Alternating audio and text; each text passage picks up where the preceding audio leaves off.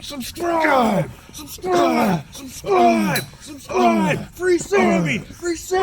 Subscribe! Join the Dark Order!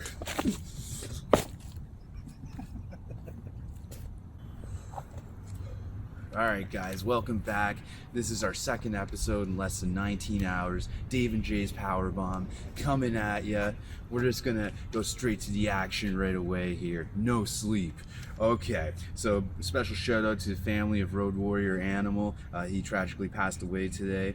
He was born in 1960, and so you know, we could have used a little more Road Warrior in our lives. It's an unfortunate circumstance that happens in professional wrestling. On with the show. So we got the in-ring debut of Miro, Kip Sabian's best man. It's a tag team match, and they're facing off with Sonny Kiss and Joey Janela. Rough trek. Yeah, that's right. They certainly are. And Kip and Miro got Penelope Ford with them. And you know, Miro's the real deal. He's unleashing some big punishment. Like he wasn't tagged not a good tag team partner though, man. Well, yeah, he was like hitting Kip a few times and stuff. I don't know if it was accidental or not. Like I really don't know. What else was of note here? They let us know during this match that they had to change tonight's main event. It's supposed to be a 3-on-3 match. Moxley and Will Hobbs and Darby Allin versus Team Taz and Murderhawk. Murderhawk came into contact with someone with COVID, so out of safety precautions, they changed the main event. We'll tell you what that stinker is later tonight. So then, do you know what else Dave liked about that? He liked Penelope Ford and how her tight outfit was. He was just totally digging it. He was like kept trying to go sneak off to the bathroom. More fake news was Dave and Jay's Powerbomb. Nothing like that, I can assure you guys. I'm not a social deviant. It wasn't like a twerk battle or anything like that. So then it was made known to us that Miro was trained by Rikishi and Gangrel of other company fame, but then it seemed like Miro tweaked his knee. He caught a low bridge, you know, the bridge to rope, and Miro went over the top rope, and it seemed like he tweaked his left leg somehow. So I'm a little concerned. I don't know if it was a fake injury or not. But Miro was able to hit these big super kicks, one on Janela, one on Sonny Kiss. They were able to hit some tag team move, Miro and Sabian, some type of pop-up into the knees. It was pretty effective. And then this led to the big win for Miro's debut. He's able to hit that camel clutch submission move. In other company, they called it the Accolade. And so big win for Miro's big debut. And then what do we have here? Oh, directly after this match, Eddie Kingston rushes to the ring. I'm surprised Miro just didn't clock him for trying to spoil his moment. And he's getting an AEW title shot tonight. That's the main event. It's weird because like he only has a record of like 2-1. Dave doesn't know what he's talking about, but good boy Eddie Kingston. Eddie Kingston, he did not get eliminated, and that's why he got his shot. He even said about it in AEW Dynamite. Dave wasn't listening. Maybe that's when Dave was number 3 into Penelope Ford. That never happens. At your place anyways, it doesn't. But anyways, I don't know what Eddie Kingston's going off about never losing the Casino Battle Royal. He didn't. His feet never touched, man. What did he do? Hang himself or something? I don't know how it happened. He got eliminated and they threw him out after or something like that. But that's pretty much what, he's going on about, Eddie Kingston. So then he calls out Mox, and Mox comes out, and they're ready for a fight right now. They got their foreheads pressing against each other, and they don't have to fight. They should have, because, I don't know. So then we got Kenny Omega. He's coming out as guest commentary, and he was tag champions with Hangman Adam Page for 228 days. I got it wrong during interrupting the twerk video. I think I said 163 days or something with this guy here. I don't know how long. It's probably as long as they've been tag team champions. But so we got Evil Uno. He's going up against Hangman Adam Page. Evil Uno's got the Dark Order out there with him. Kenny Omega accuses referee Rick Knox of being in cahoots with the Dark Order. He said he had many bad experiences of him on the indies calling his matches in the past. And then it looks like the Dark Order, including Cole Cabana, a big smile on his face, looking to gear up and rush Hangman, do some dirty stuff. And Evil Uno's like, no, guys, like, we shouldn't be doing the right this thing and all this. Yeah. I'm like, you know what, Evil Uno? You better fucking watch your fucking back with this behavior. This is coming from number 3. Yeah, because you're not being a team player right now. There was an opportunity for you to guarantee to get your win, but no, you've been hanging out with fancy boy Cole Cabana the whole time. Cole Cabana's on the winning side again. He was like, okay, yeah, let's go in there and help our Evil Uno guy. Oh yeah, I did see that. Okay, Cole, you're kind of cool, but you're not. Uh-oh. He used to love Colt Cabana. Well, I gotta like keep face for Brodie. Jesus Christ. That's true. He's got everyone on a tight leash. More about that later. Oh, yeah. Dog collar, if you will. So then Evil Uno's able to hit this pretty impressive swanton bomb off the top rope onto Hangman. But then Hangman was able to hit that standing shooting star press. But Evil Uno is able to reverse it into a near fall, like a tight roll up, small package. But at the end of the day, Hangman was able to hit the Buckshot Lariat, go for the pin, 1, 2, 3, Uno dos tres on Evil Uno. And he's got some explaining to do. Brodie didn't have to be this way. Didn't. Really didn't. We both know. Both me and Dave know. Like, he had the help from the Dark Order, he would have won. It's true. So then we're backstage, and it's Tony Schiavone. He's trying to get some words from the Bucks. He's kind of reluctant to knock on their door because Alex Marvez got super kicked the other week. Everybody was getting super kicked, man. So they open the door, Tony flinches, and then it's one of the Young Bucks. And was like, "Oh, don't worry, it's just Tony. We like you, Tony." Yeah. And then they said, like, yeah, like, you know, people want to know about our actions and super kicking officials and what have you. They said they lost a lot over the past few weeks. They lost a member of the Elite. They lost their title opportunities. They lost a friend. And so... Did they really lose a friend? They lost... Or did they gain fresh air because Adam Page just does... You know what? He should carry a plant around for all the air he wastes. And he should drink less. He's ruining his life. So then what happens here? Oh yeah, they're saying, and we will be better. But then Tony Schiavone keeps bringing up FTR, and that's like a pressure point for the Bucks, right? That's a trigger, if you will. So then one of them gets really pissed off and just takes Schiavone's phone, smashes it. Tony's like, he's like, "Are you ribbing me? Are you ribbing me?" The Young Buck guy says. And he smashes the phone. Tony's like, "Why?" Then the Young Buck guy just tosses a bunch of cash at him, and he's like, "I'm sorry, Tony. I'm sorry. Yeah. I don't know what came over me." So then what happens? Oh, and then we have, this is probably the match of the night, and for what happened after the match too. We have a TNT Championship match. We have our champion, Brodie Lee of the Dark Order. Join Dark Order. Going against Slacker Supreme, Orange Cassidy. And near the beginning of the match, Anna Jay, sexy as hell, big win over Brandy last night, Late Night Dynamite. We covered that. Most views ever, like, going into it. This is, wow, thank you guys. I really appreciate that. We're coming for all your fans. That's right. Everyone, I guess, really seems to like Davey Omega, right? So yeah. We'll have to bring him back one of these days. So, yeah, Anna Jay's up there, and Orange Cassidy puts his sunglasses on Anna Jay, and she's like, "Are you kidding me?" Da, da, da. But she still looks sexy as hell now. Oh, absolutely. Absolutely. And then, so we got a big suicide dive by Brodie to Orange Cassidy on the outside the ring. Then we got a little beat down by the Dark Order guys to Orange Cassidy outside the ring. And then going into commercial, Brodie Lee reverses a swinging DDT into the Boss Man Slam, which was pretty impressive. And then, so Orange Cassidy's pretty beat down at this point. Brodie Lee's winding up for the Discus Clothesline, and Orange Cassidy reverses it by, collapsing. Sitting down all tired and stuff. Yeah. It was kind of getting annoying after the third time. So then they're like, "Oh, Orange Cassidy might be playing possum," and he was playing possum, I guess. So then he beats up the Dark Order outside the ring, hits a diving DDT and some other big moves. Brodie Lee just gets up. He's super pissed. He's like, "This isn't how it's supposed to be." And then Orange Cassidy hits some more big moves, but then Brodie Lee nails this huge power bomb. Like one of the Dark Order guys, that silver guy that Marco stunned the group, he gets orange punched by Orange Cassidy, runs in the ring, and that's just enough distraction for Brodie Lee to hit the power bomb. Then the big Discus clothesline. Join the Dark Order. So then Brodie Lee doesn't really get to soak up his big title defense moment, though, because we hear some like Egyptian music playing in the background or something, and then I think it's Dustin's voice, and he's saying there can only be one royal family in wrestling, and then I hear, "Family, where the roads, everyone knows how the story goes, Fancy took my life Took my freedom. Whoa!" And yeah, and then Cody comes out. He's looking like a psycho. He's looking like some villain in the Tekken video game, fighting game. And he's got his hair back to his black, and he's crazy. And so then he beats down the entire Dark Order to avenge his family. And his wife took the beats last night. Shit was crazy. So Cody's back. Yeah. Frat house for life. So then after the commercial, because we gotta take a moment after Cody comes out. Yeah, we all have to take it out. Oh my god. Oh my god. That was just about too much.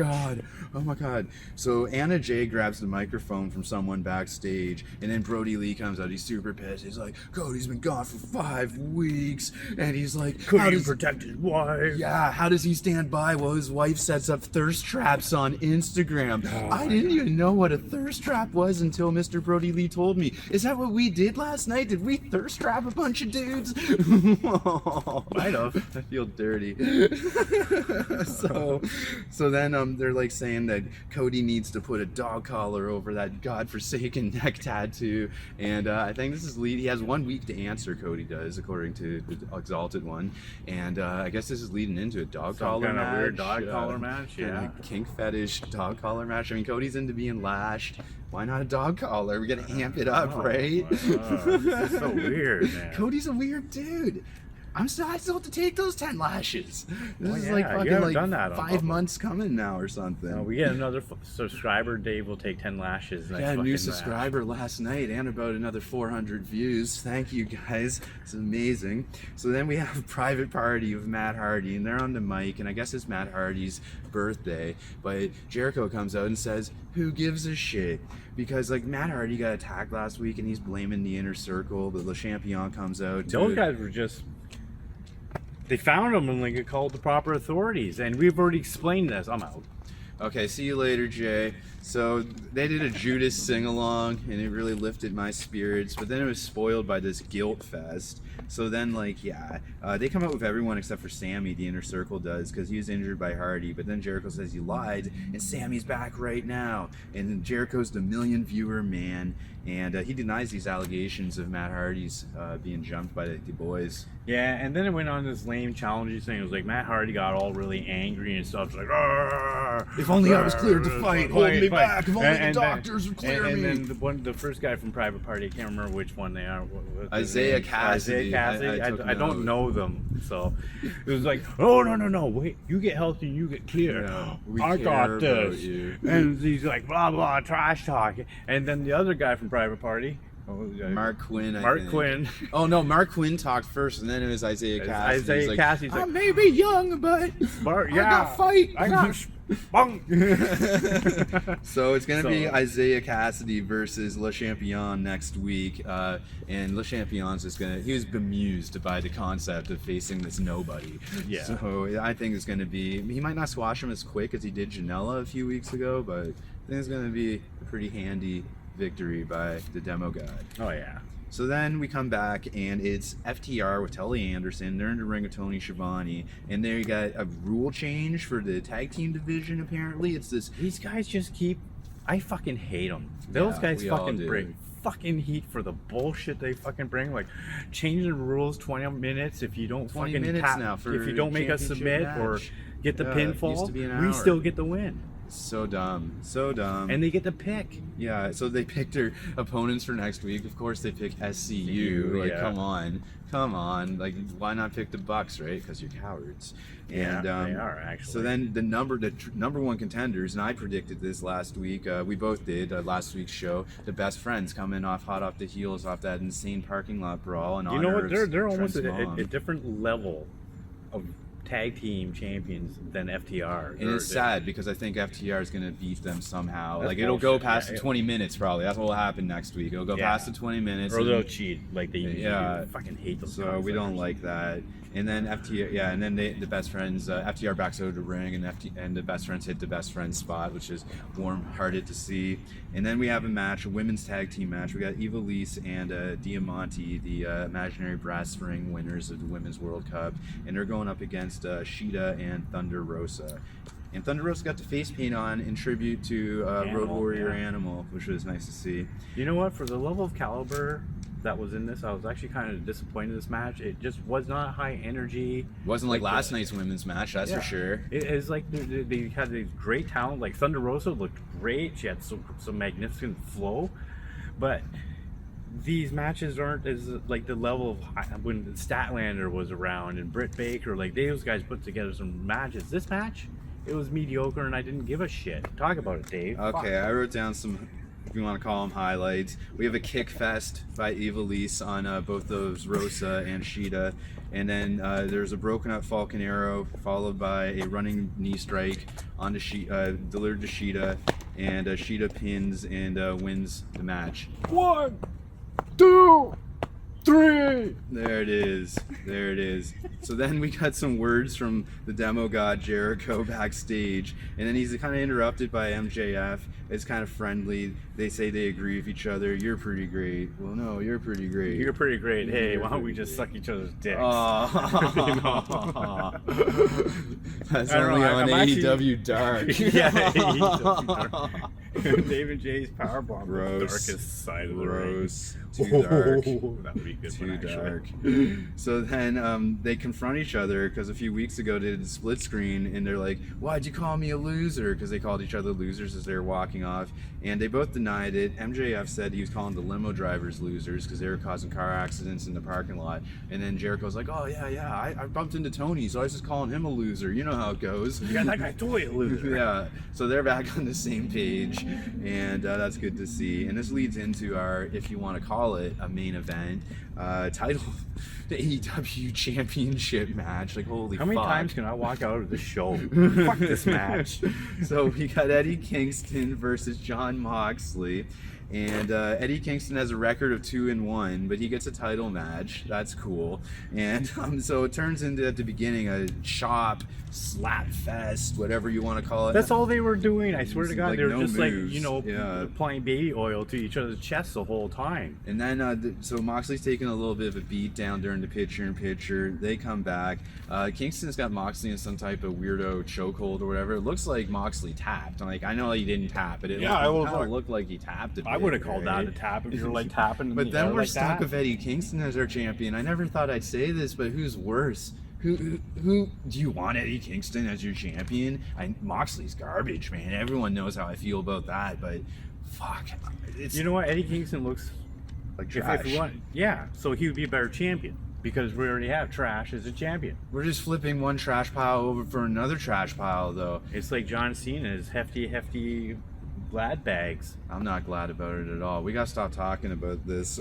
So then what happens? Oh yeah, so Moxley hits a pile driver. Kingston's able to put his foot on the rope. Turns into a bit of a suplex fest. Yeah. Kingston gets a near fall. I guess he's got a lazy finishing move. He's trying to rip off Jericho. It's like a spinning back fist, he calls it. He misses that, and fuck, Moxley is able to reverse it into the bulldog choke, and I guess that's how he beat Brodie one of those matches. And he gets a submission win, Moxley. But not to be outdone, the male support group come down and deliver a beat down onto Moxley. And and then Will Hobbs comes out. Yeah, we like Will Hobbs. He delivers some devastating spine busters, and he comes out. But then It was just too much, man. he gets nailed with a double super kick by both Lucha Brothers. Butcher and Blade weren't out there. And then Darby finally takes his sweet time. He comes in, clears the ring, truck fucks a bunch of people up. And then Starks just runs out of nowhere, though, and spears Darby out of nowhere. You should have seen Dave. He was like, "Fuck it, yeah, look at Starks." Oh, man, I don't know. Starks, he's a bit of a weirdo. But, I mean, fuck. Wrestling's filled with weirdos. I mean, I'm say we're watching AEW, man. Dude, I finally warmed up to Kenny Omega. It took like a year. He's an acquired taste, but you saw the reaction for Davey Omega last night, man. I mean, it's undeniable. The things we do when we don't get sleep. Yeah. So then he hits that spear. Taz comes down, and it's just a slaughter. And then Starks hits the Rochambeau fucking running Dominator move, and yeah, Ricky Starks wins the night. I guess it was kind of weird. They should have ended the show with Psycho Cody Killer coming back.